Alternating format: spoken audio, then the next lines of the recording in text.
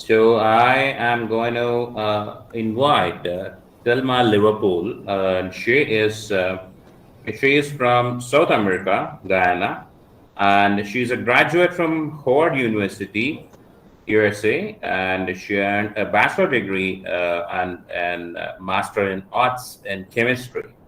And she began her professional career as an scientist at DuPont company, Delaware, and now she served even as a senior specialist and a consultant in safety, health, and environmental affairs. So she's back to US after completion of her courses and all, and now she is an entrepreneur. And since 2018, or in 2018, she became the president of Tiny Holding Corporation, and her company is now dedicated to develop innovative devices designed to assist and care bedridden individuals. So it's a really great part, and she's working for this organization with this innovative devices for the people who are bedridden. That's a great part, Thelma. I'm very happy with that. And prior to that, with the introduction part, I just want to have a video of Thelma because more than words, the video tells you a lot. So I just want to play the video now, and after that is completed, then we can go ahead with the presentation. Yeah, video, please.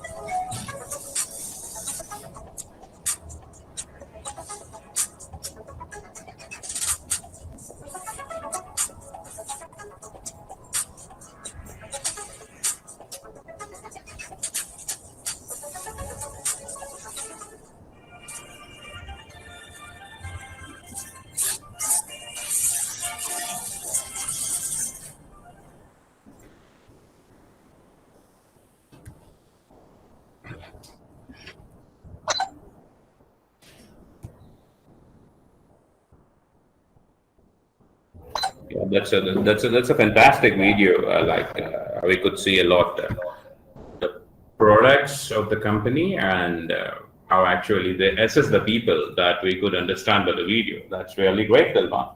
So now it's all yours now, and you can start with your presentation. Okay, thank you very much for the introduction. Good afternoon, good morning.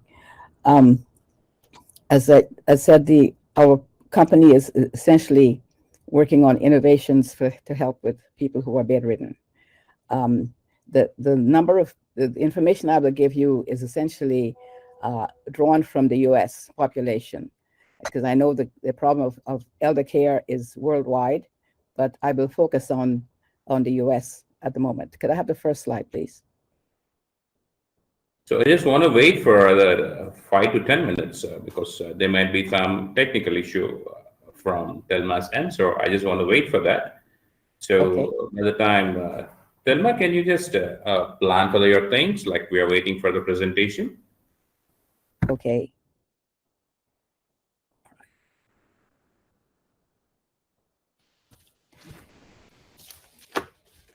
Yeah, I can just say a little bit more about caregiving. Caregiving, I know is different in every country. It depends on the culture. It depends on society.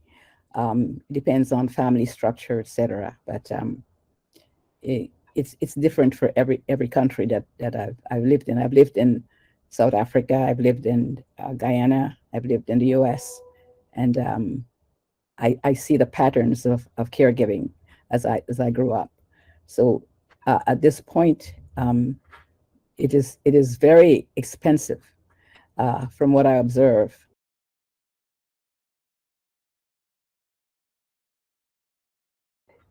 Families usually have to hire someone to help them or have to learn how to do things with bedridden people. It changes the dynamics in a family. So I think our device will be helpful in alleviating some of the pain from taking care of people.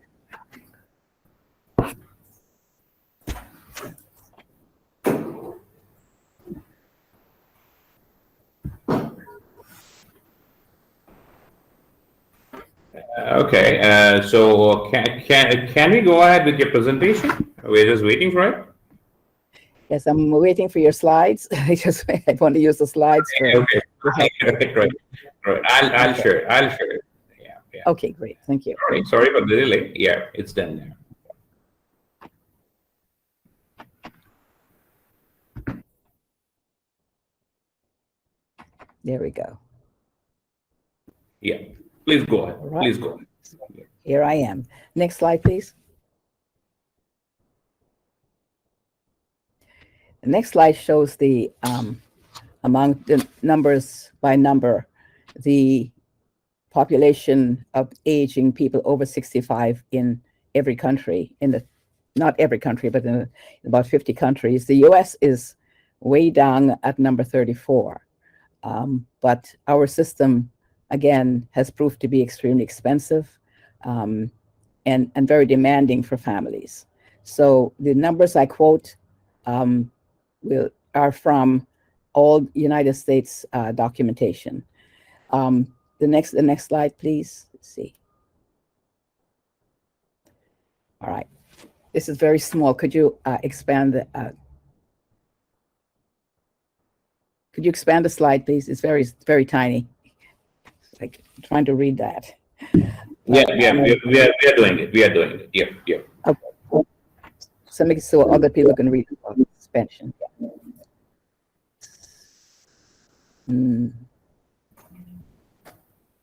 Okay. Can you read now? Is it fine with you? I can read now. Yes, that's Great. fine. Great. So the state of aging in the U.S. Is that by 2040, there will be 81 million Americans who are 65 years of age or older. As we know, people are living longer because of better medical care. And so there is, as we can foresee, an increased need for ongoing care, which means as people become bedridden, they may last a lot longer than we expect. And a lot of people are living now to age of 100, etc. But that is all because of better care, etc., better medical care. Other categories of people who need care and who become bedridden are special need children, and there are also short-term needs for bed care for people who have accidents or who become ill. Okay, so the current issues are my concern is for the patient, but also for the caregiver. The caregivers in America are unpaid, and at the moment, the Association for American Retired Persons estimates that there are 100 million people who provide care for people who are bedridden, and they are unpaid. They fall into the sandwich generation, which is they have their own families and they're also taking care of an elderly person. They are spouses, and the genesis of my whole research was that I lived with an elderly couple, and to see what this elderly woman went through in taking care of her husband, who now is like a baby, who's 6 feet tall and 200 pounds. And that spurred something in me and said, no, this has to change. So these are spouses, they may be at any age, Some are parents who are taking care of children, and they at some point bring in all family members that they can. They're working couples. Now imagine the couple in the sandwich generation who have their own families to take care of, plus now they have to take care of the elderly person, and they're single parents. And there are grandchildren who get involved. I've seen pictures of grandchildren helping to take care of their grandparents, and even friends and neighbors are involved. So it's a very wide net that is spread, and this 100 million currently involved people. You can see this becoming larger as the population of aged becomes greater. Next slide, please.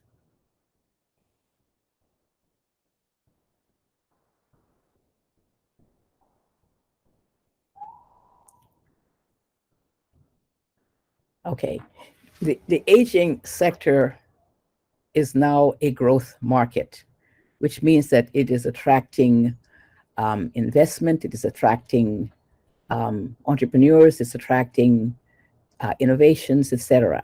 And we are all aware of the influx of smart toilets that can actually diagnose illness based on the urine, etc.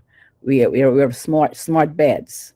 There's a lot of gadgetry that are new that nurses use rather than just the old-fashioned way of testing things. There's a lot of gadgetry, smart watches, etc. More current is the use of robotics, where we can actually think of robotic nurses and nurses helping to do the lifting, etc., and doing things.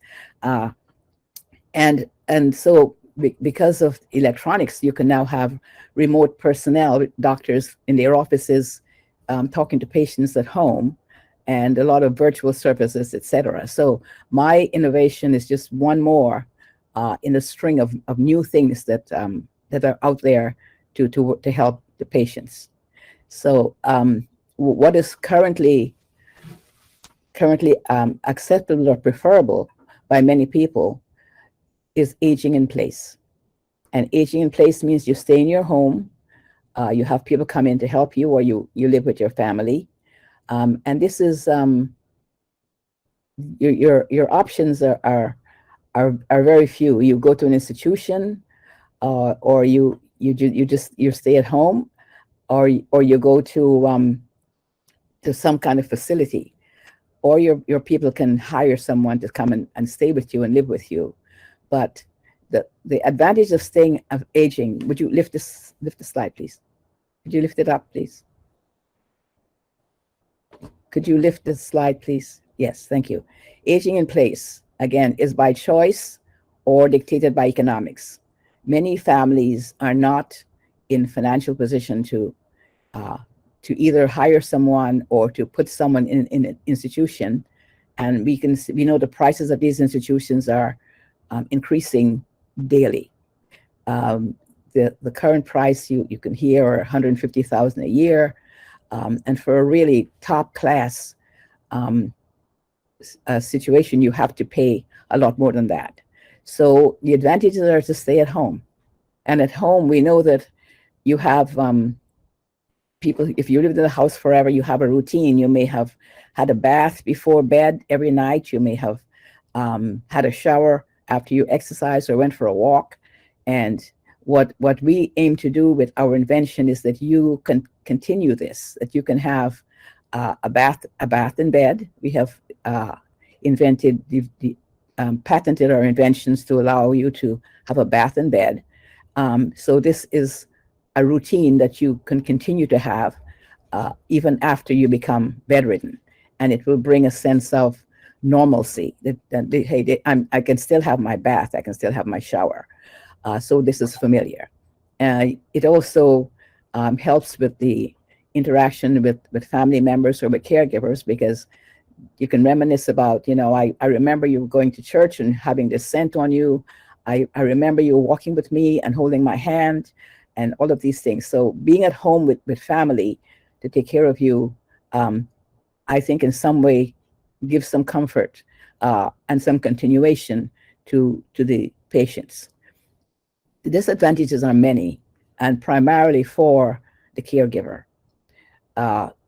You can imagine having to work for an entire day, be in constant call if something happens to someone at home, and having sometimes to take time off from work, sometimes to leave work in the middle of something that you're doing. And so the sacrifice of the caregivers begins to affect their own jobs and their own positions. And the time spent in full-time caregiving is almost another 8-hour job. It's a full-time job. It is not just, seeing them go to bed or changing their diapers or whatever. So it's a full-time physical job, because the patient has to be lifted to the bathroom, lifted into a hoist, then into a wheelchair, then into a bath chair, and back again. And this is time-consuming and difficult. And we all have heard stories of patients who have had slips or falls. And we know that in an older patient, having a fall is very, very dangerous.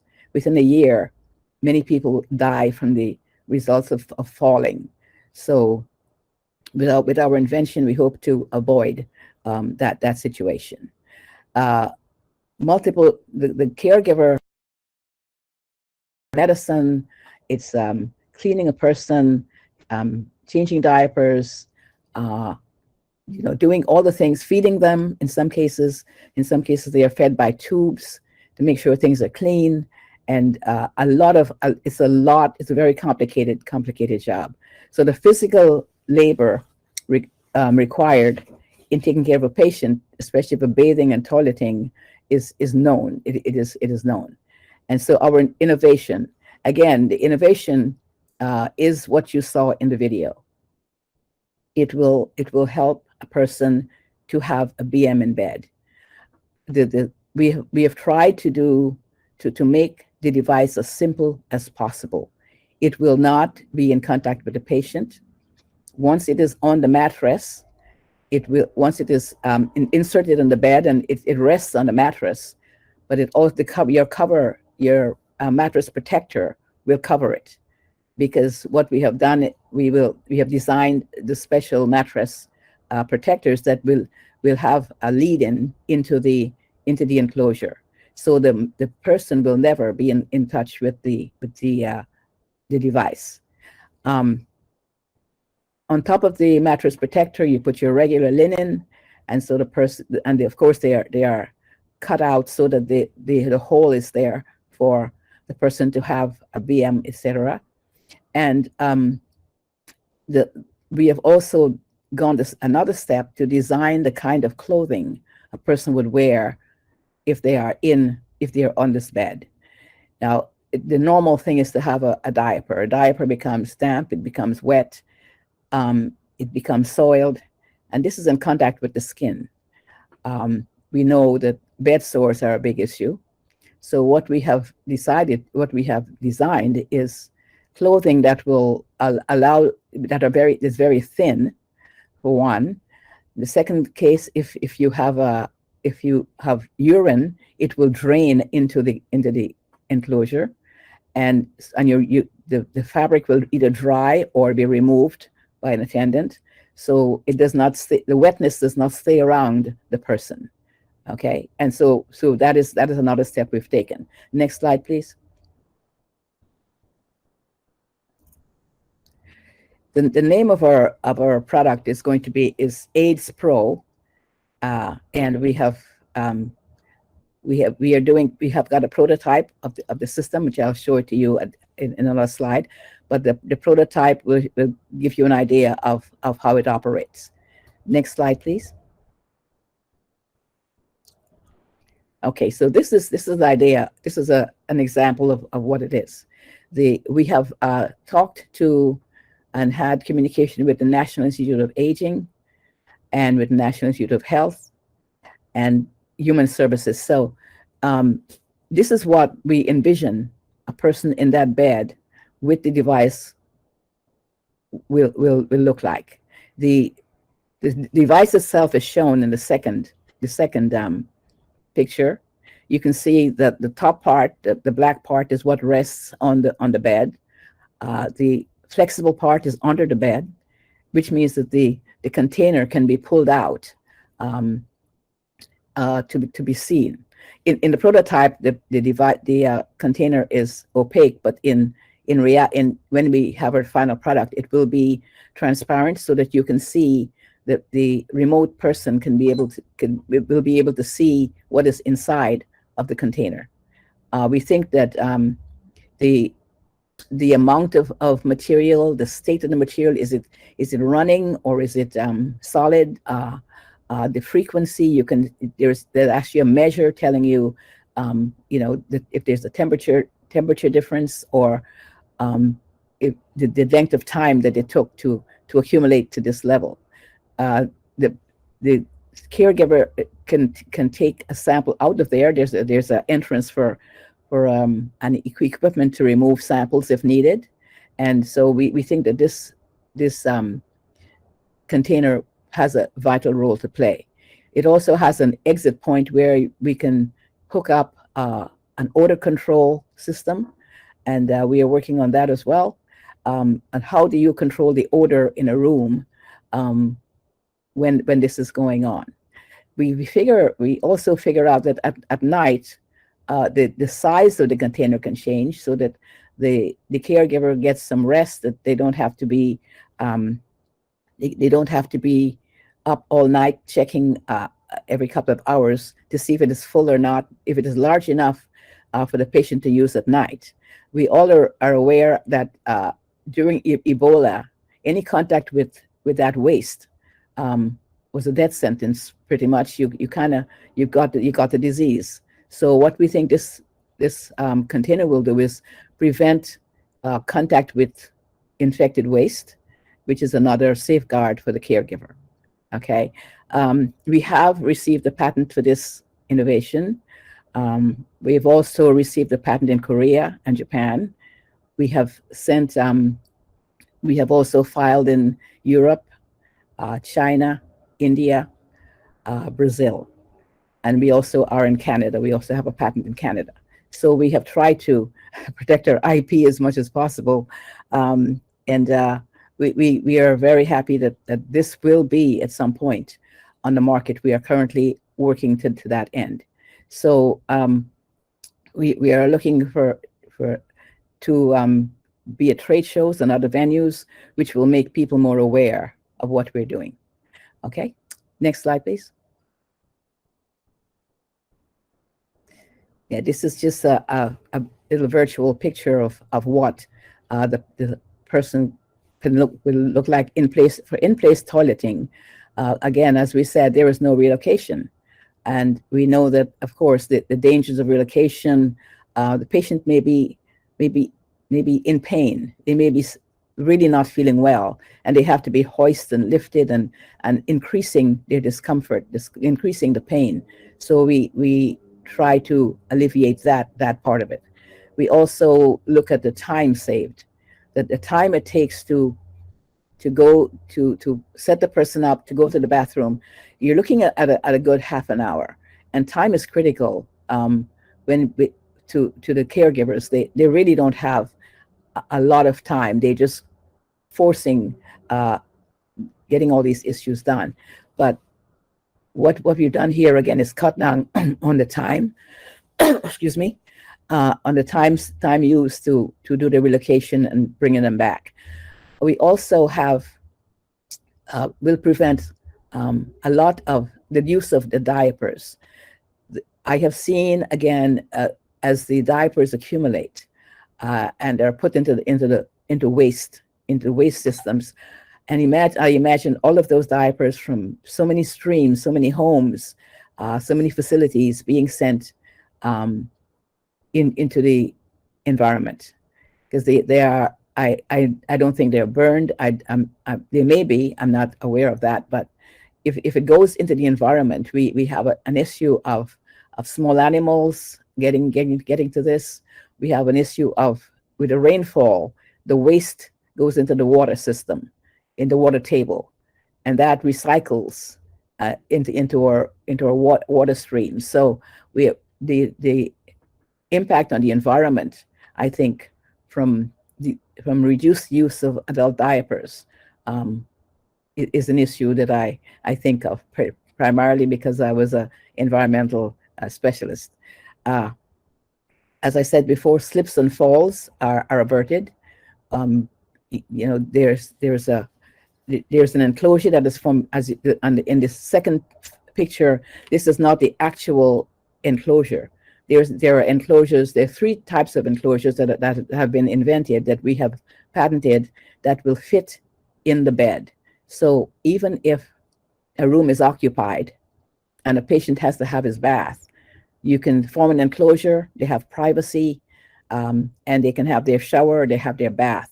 To have a bath, you simply plug the exit and fill up the bath with water, and fill it up with water, as much water as you need, and that will form a bath. If you want a shower, simply let the water flow, and the person can have a shower in bed. Everyone is aware, all nurses I know are trained on removing bedding and adding, while the patient is in bed still, and you don't have to remove them. So the same thing goes here. You remove the bedding, you form the enclosure, the patient has their bath, you put the bedding back, and you know, your system is you're set to go. So it's a very tight process, and I think it's very helpful to individuals. Next, please. Yeah, these are some of the issues that we are looking at. I'm going to try to read them. I don't know if I can read them all, but we have short-term illness, long-term illness.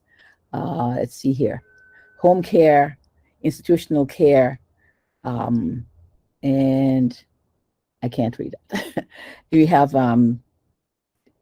care of people in hospice, and you also have now adult daycares. So at adult daycares, you can imagine that this system is set up directly to interact with their toilets. And so when the patient uses the system, it's not just not being collected by a caregiver or by an attendant, but it can be set up to go directly to the toilet, so that the amount of time spent in cleaning up is decreased.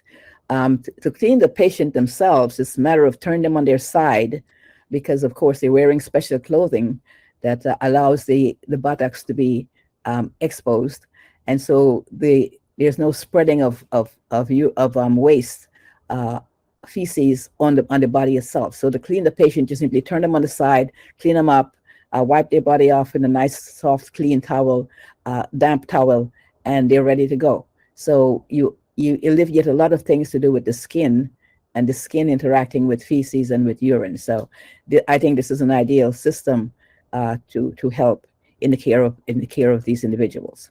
Next, please. Yeah, the intellectual property I've just discussed. We have done as much patenting as we can. Of course, the competition will not stop. There will be other innovations, but we think right now we can work in tandem with, or be absorbed by, some of these current companies who are diaper producers, who are smart toilets, who have all of these other devices, and we see ourselves as partners rather than competitors, because but we want to make money. That's the bottom line. But we will continue to have other devices as we proceed. Our company, and I'm remiss if I do not mention the names of my partners. I work with my team, and they consist of Dr. Darlene Dixon, Dr. Shirley Kablan. Our AI person is Pablo Alvarez, who owns his own company, and our secretary is Mrs. Kim Ray. So these are the partners. These are the people I work with, and they are very, very good at what they do. So I'm particularly grateful for their assistance. Next slide, please. these are the advantages I see for the patient. The painful relocations are avoided. This collecting of samples is easier. Sample authentication is assured. There is no doubt as to whose sample you're testing. The encasement in damp soil diapers for uncertain periods of time is avoided, because we've heard horror stories of people being left unattended for hours at a time. Of course, this has to do with the bed sores. And then think of a similarly modified wheelchair, that a person can be put on a wheelchair that has this device on it and be taken for a walk. They can go sit outside under a tree and do their business if they have to, and then they're brought back inside. So it will allow some kind of movement of individuals. You also think of transport. If these systems are, and they are portable, they're portable versions of the system, that they can be put in a back seat. The person can lie on that bed, on that system, and go on a trip, a short trip, a long trip maybe. We can also see them in emergency vehicles, so that the patient can be transported, even if they're having maybe a running diarrhea or something of that kind occurring. And a sense of normalcy. You're having a shower, you're having a bath, and you feel good about that. And the interactions with your caregiver is less stressful. And so again, for the caregiver and for the patient, the prevention of falls is important, because caregivers do fall. They can fall and they can slip. They can have accidents. Many of caregivers complain of back pain because of lifting, so the benefit is to them. So there's no physical lifting of the patient. There's ease of cleanup following toileting, less time spent in toileting and bathing, which are routine activities. The calmer interactions, their sample collections are enhanced, protection from infectious disease, and notification of movement. There is a future state where, if there's a bowel movement happening, or someone is passing urine, you can have a sensor that will tell you this is happening. So if you need to collect the sample very quickly, or you need to do something, you can leave what you're doing, because you know this is going on. So this is something else that can happen in the future. For the environment, we see that there are fewer soil diapers released to the environment, which will help with our environmental situation and keep us a little safer and keep our water purer. So this is the end of my presentation. I thank you for your attention. And if you have any questions, I'll be happy to answer. Yeah, that's really excellent presentation. And I just want to ask you one thing, Thelma, here. Why did you keep these exhibits and some conferences and all? See, because your product is very unique, and it's very useful for the people who are really bedridden. And I just want to understand, how many countries you are in, and to how many exhibitions or conferences you have exhibited these products. we are a very tiny company. We do not have the budget for international travel. Don't say that, because the products are really unique. You can't say the tiny company. It's the products which you have are really they're very advantageous, right? So I just want to offer you one thing here, because we have got a conference in Valencia, November. So I'm expecting you to be there at the conference with your exhibits. I will do my very best to be there. we are now getting having smaller samples made. We are smaller that I can take. You can take in a suitcase and exhibit somewhere. So that's the plan. The plan is now to make Great. So I'm expecting that to happen in October, and you will be coming to Valencia by November with all your exhibits. So I want to see you there because it's really, really interesting, and obviously this is very much useful for the people. So that should come out. So Helix is going to give you a very good platform to exhibit your products there at Valencia. So Okay. I'm just waiting for you there at in November 25. You'll be waiting at the airport, right? That sounds great. I'll definitely come for you there. Thank you so much. I appreciate the opportunity. Yeah, Thank you. great. So that's an excellent speech and very informative too. Thanks a lot for your speech.